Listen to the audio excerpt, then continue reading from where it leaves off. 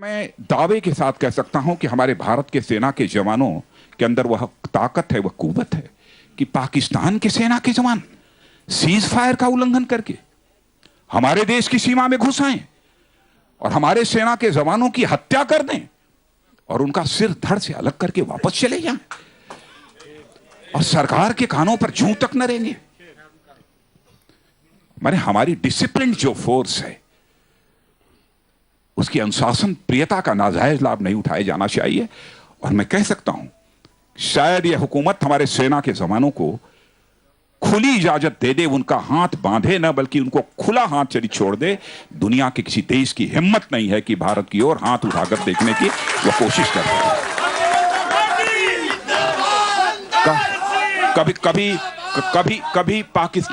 कभी Pakistan cease fire का violation करता है, कभी चीन सीज फायर का वायलेशन करता है।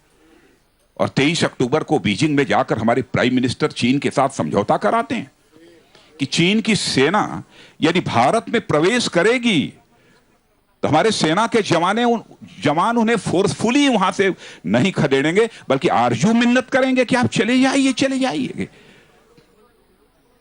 माने कोई उनके खिलाफ वो कार्रवाई जो होनी चाहिए वो कार्रवाई नहीं होगी। इसीलिए मैं कहना चाहता हूं कि आज देश संकट के दौर से गुजर रहा है और मैं आपको यकीन दिलाना चाहता हूं भारतीय जनता पार्टी की सरकार आएगी और मजबूत कलेजे के इंसान नरेंद्र भाई को हम लोगों ने एक अपने प्राइम मिनिस्टर कैंडिडेट के रूप में प्रोजेक्ट किया है, सोच समझ कर किया है। हम लोगों ने साथ काम किया है। भारत की सुरक्षा के साथ दुनिया की कोई ताकत को खिलवाड़ करने की इजाजत नहीं दी जाएगी।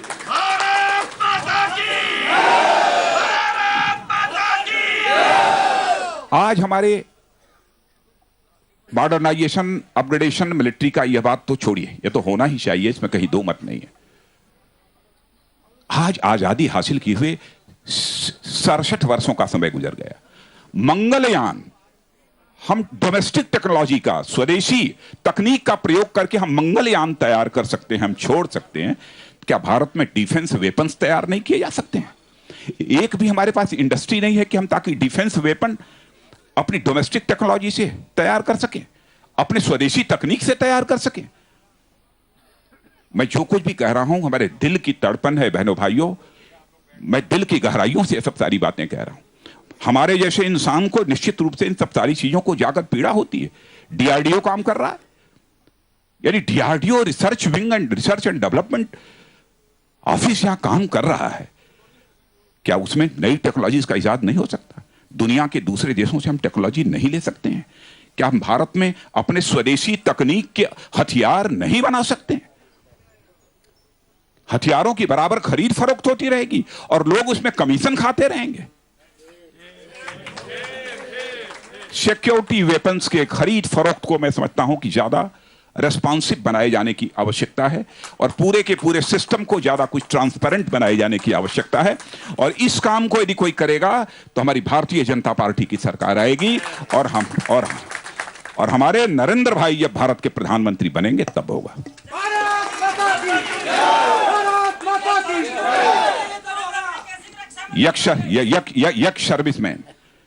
यक्स सर्विसमैन की समस्याएं, क्या यक्स सर्विसमैन को आज आकर सरकार के सामने ये अपनी मांग रखने की जरूरत पड़ेगी?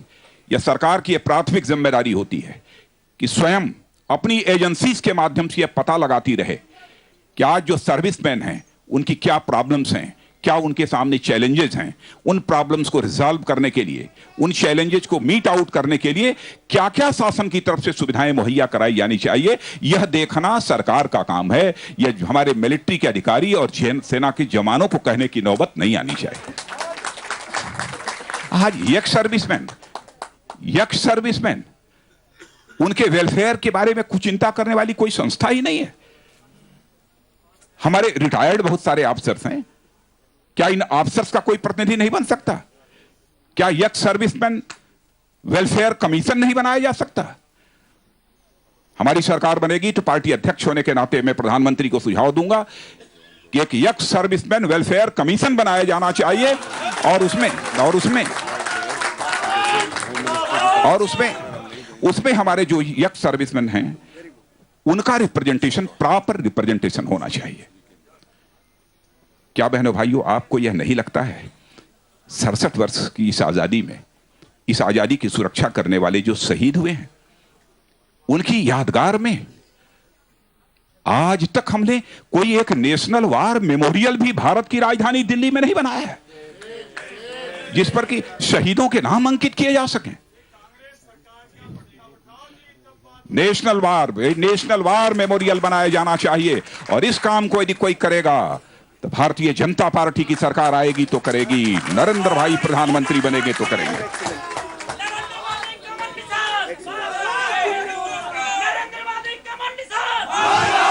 बहनों भाइयों, बहुत सोच समझकर और अपने सारे वरिष्ठ सहयोगियों से परामर्श करके, आदरणीय अटल जी, आदरणीय आडवाणी जी जैसे नेताओं का आशीर्वाद प्राप्त करके मैंने सबकी सहमत के आधार पर नरेंद्र भाई की प्राइम मिनिस्टर कैंडिडेट के रूप में घोषणा की। सोच समझ कर किया, सबका आशीर्वाद प्राप्त है, आपका संबल चाहिए। और मुझे सचमुच, मैं जनरल वीके सिंह जी, कैसे मैं आभार व्यक्त करूं, मेरे पास शब्दों का अभाव है। मैं आप सब बेहद सम्मान आप सबके प्रति व्यक्त करता हूं हृदय की गहराइयों से। आज भी जो आपने यह कैप लगा रखी है, इस कैप के प्रति देश की जनता के अंदर कितना सम्मान है। हुक्मरानों के मन के अंदर भले ही सम्मान न हो, लेकिन देश की अंतिम सीढ़ी पर बैठा हुआ व्यक्ति भी इस कैप के प्रति सम्मान रखता है, इस ड्रेस के प्रति सम्मान रखता है। हमारे जनरल अवस्थी जी हैं, चौधरी साहब हैं, हमारे जनरल मलिक साहब, ये पूरा वर्षों से काम कर रहे हैं। हमारे ब्रिगेडियर मिश्रा जी, बीडी मिश्रा जी, आपको भारतीय जनता पार्टी की वर्षों से ये लोग लगे हुए सेवा कर रहे हैं।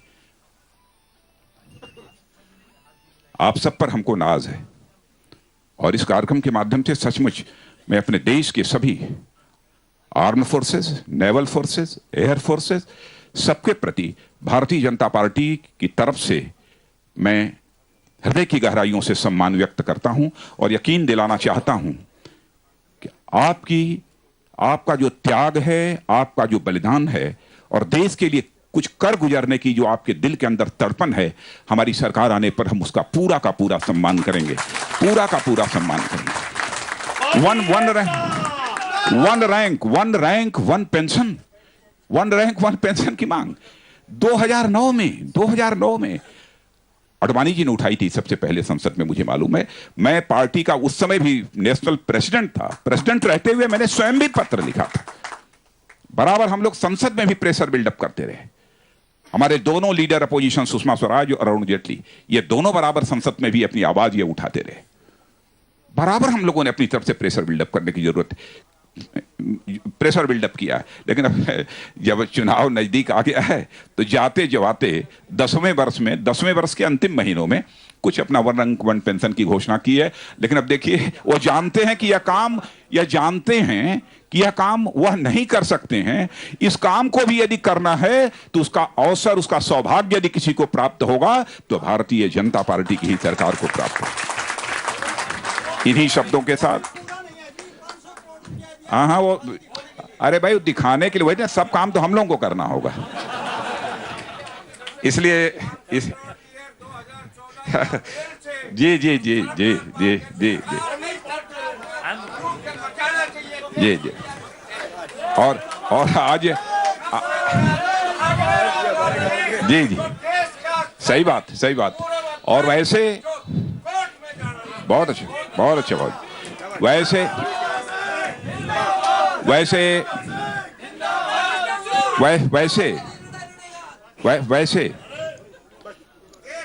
आप शांत रहें।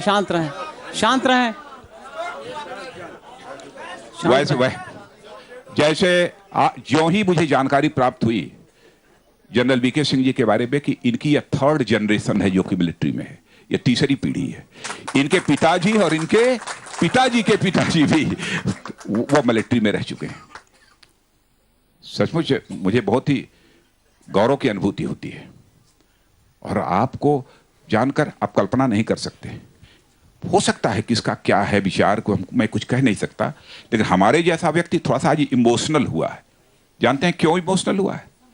मुझे इमोशनल हुआ है कि राखी सावंत नाम की लड़की जो एक फिल्म एक्ट्रेस है, वह आकर, कोई आमंत्रण नहीं था, टेलीविजन चैनल्स के माध्यम से केवल सारे देश को सूचना मिली थी। आज यक्स सर्विसमैन, कुछ मिलिट्री ऑफिसर्स आज भारतीय जनता पार्टी ज्वाइन करने आए, तो आज वह आकर मेरी प्रतीक्षा कर रही थी, और ज्यों ही मैं आया तो उसने आकर मेरा पैर छूकर मुझसे कहा कि मैं अपने सेना के जवानों के हाथों में आज मैं राखी बांधने के लिए राखी आई हूं।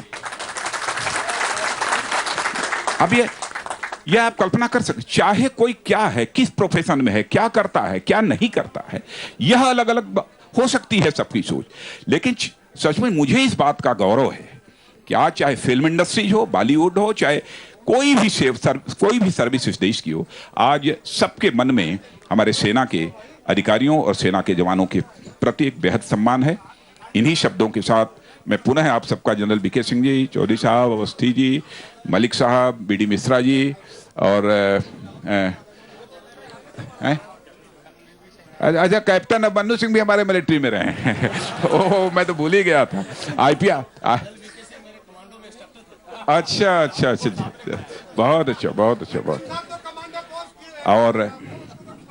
और हमारे श्री रामलाल जी हमारे जनरल सेक्रेटरी ऑर्गेनाइजेशन है यहाँ पर बगल में, और हमारे हरियाणा के प्रभारी हैं हमारे जगदीश मुखी जी हैं, ये हमारे विकास, कैप्टन विकास, ये भी मिलिट्री में रहे हैं, ये हमारे सुधांशु त्रिवेदी हमारे नेशनल स्पोक्स पर्सन हैं, ये सब सारे लोग हमारे कार्यालय, मेरे जनरल एनबी सिंह, यह सब सारे लोग, सारे अधिकारी मौजूद हैं। मैं पुनः आप सबके प्रति आभार व्यक्त करता हूं और पार्टी के अंदर आप सबका तहे दिल हार्दिक स्वागत और अभिनंदन करते हुए निवेदन समाप्त करता। बहुत धन्यवाद अध्यक्ष जी। मित्रों, अध्यक्ष जी के भाषण पर एक जोरदार तालियां। हालांकि अध्यक्ष जी के बोलने के बाद बोलना नहीं चाहिए। एक मिनट जरा सुनिए, जरा 5 मिनट मैं बताना चाहता हूं कि हमारे पूर्व सैनिकों के अलावा जो यहां पर आज सदस्य बने हैं पार्टी के और पार्टी के लिए काम करेंगे, ताकि हम, जैसे अध्यक्ष जी ने बताया, कि हम सेनाओं का हित देख सकें और सेनाओं के साथ राष्ट्र का हित देख सकें। मैं उनको बताना चाहता हूं, अध्यक्ष जी को, कि हमारे कुछ समर्थन में जो लोग आए हैं उसमें एक परिवर्तन मंच मास्टर सतवीर सिंह का है, जो आज भारतीय जनता पार्टी में विलय हो रहा है।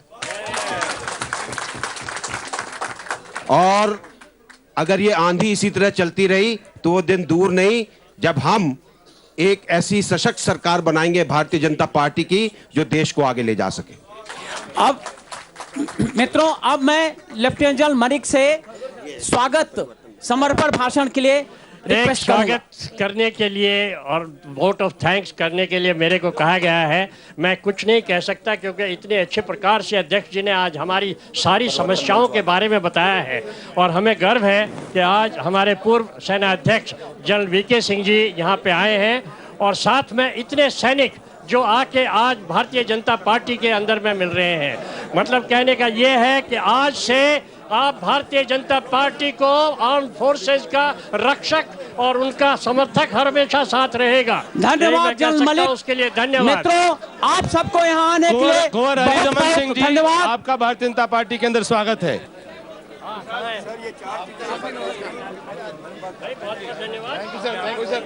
धन्यवाद।